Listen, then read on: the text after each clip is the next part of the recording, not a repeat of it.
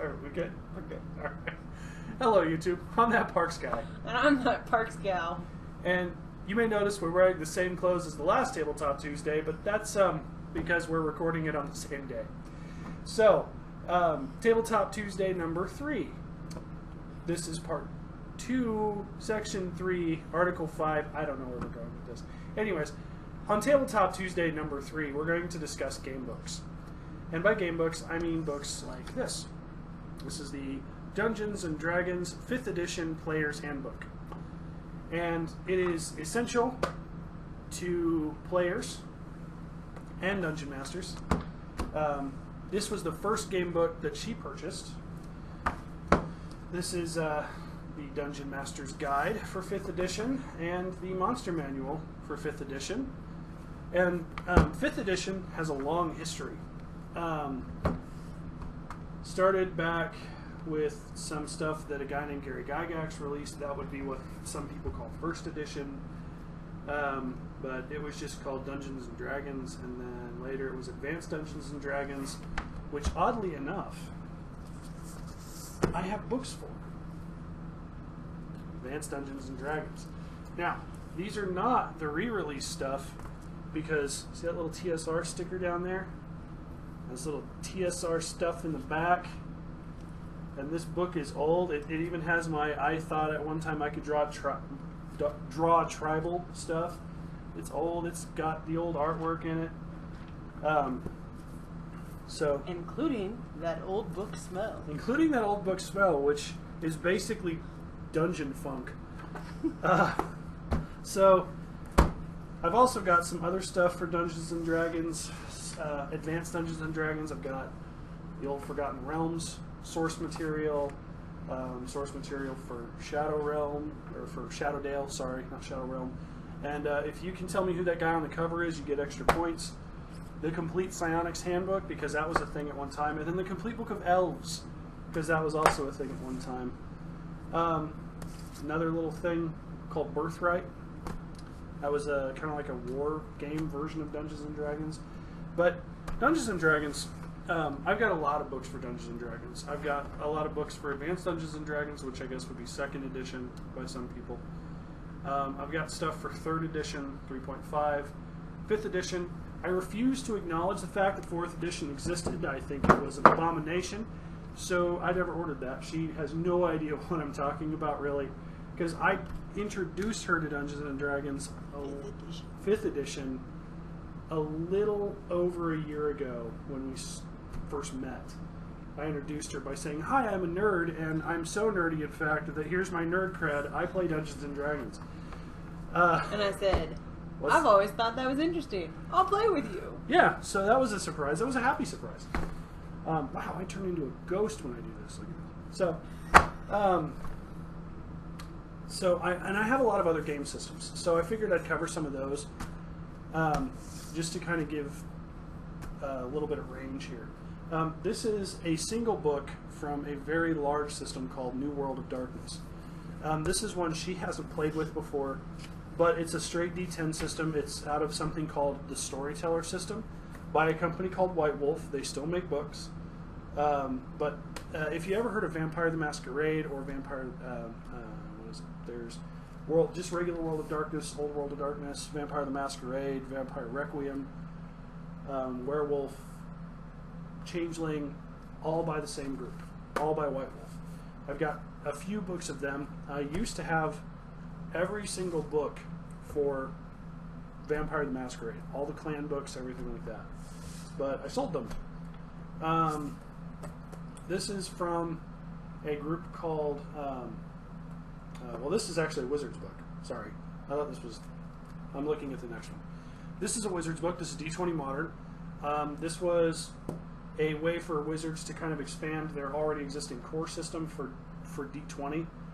And it's got kind of like a modern feel to Dungeons & Dragons. There's expansions to this. There's source material where you can expand into having like futuristic tech. You can have magic, all kinds of stuff. The next one is Mutants and Masterminds. It's by a group called Green Ronin, and they did a really good job of bringing a game system that was called DC Heroes to life by using a D20, and that made it really simple to actually make superheroes. Because the old superhero games were pretty much just numbers games in terms of character creation, positive, negative numbers. You know, your powers did this, your powers did that. And I thought I would show you a bunch of books by the same company. This is all of these books here. I've got Beyond the Supernatural, After the Bomb, Nightbane, and Rifts are all by Palladium Books. As you can see in the bottom here, all Palladium Books. So the cool thing about Palladium Books is that every one of the Palladium game systems, this Beyond the Supernatural is an entirely different system than After the Bomb. But all of the characters are, you can completely use them. They're interchangeable. And something that she hasn't experienced yet is me running Rifts, because I have a bunch of Rifts books, like I mentioned in the last video. And they've got, I think, 39 world books, 35 world books, and I have close to 30 of them. So I've got quite a few. But the cool thing about Palladium, like I said, is all their characters are interchangeable. So you can create a character in Rifts, and it can show up in After the Bomb, or you can take it to Nightbane, or you may be underpowered, you may not be prepared for that, but your character can go. It makes the system running very, very neat. I've got some other game systems over there, but I figured I'd throw some questions at Thatparksgal that she's not aware of that I'm going to ask her. So we're going to see how some interesting answers go. First off, just by cover art alone, which of those games do you think you'd be interested in playing? Mutants and Masterminds look pretty cool. Mutants and Masterminds. And so did D20 Modern. Okay, so Mutants and Masterminds cover art, right? Superheroes fighting. And we're going to drop a cool album stance of the D20 Modern. So, now what's funny is both of those were designed to appeal to a mass audience, because the old Dungeons and Dragons stuff, you just kind of knew automatically what it was. This stuff here, the D20, starting with the D20 stuff, when rolling a D20 for pretty much every stat and everything came around, was really kind of neat, and it really opened up the genre. And I really think the 5th edition kind of helped explode that. So, all right. So, random next question. I know you've never made a character in any of these but Dungeons and Dragons, but how many of these do you think share the same principles for making a character? Not just rolling dice, but how many of these do you think share the same principle of you roll for stats, you have skills? I know you've said that Rifts was more complicated, but a similar process. Yep. Rifts runs off of percentages for skills, and it has a lot of different stats, but similar process. I imagine they all are somewhat similar in aspects, that you have to roll for stats or for characteristics. The only one that isn't is World of Darkness. It's the mage, the werewolf, vampire, and what they do, and I'll bring this out here, and we'll cover this a little bit more when we do character sheets, but what they do is they have a character sheet that looks like this. And she's also kind of looking at it for the first time on the screen there. See all those dots? That's character creation. You get to choose, it's already set in the system how you distribute the dots number-wise, and you just get to pick where you put them. And so it makes character creation a lot less complex, but makes your choices a lot more important in some levels. Like, for instance, in the attributes, right? It would be like you get 5, 7, 3, which means you can put 5 dots in one column, 3 dots in another column, 7 dots in another column. And so that makes your character either, really powerful, really athletic, really presentable, really charismatic.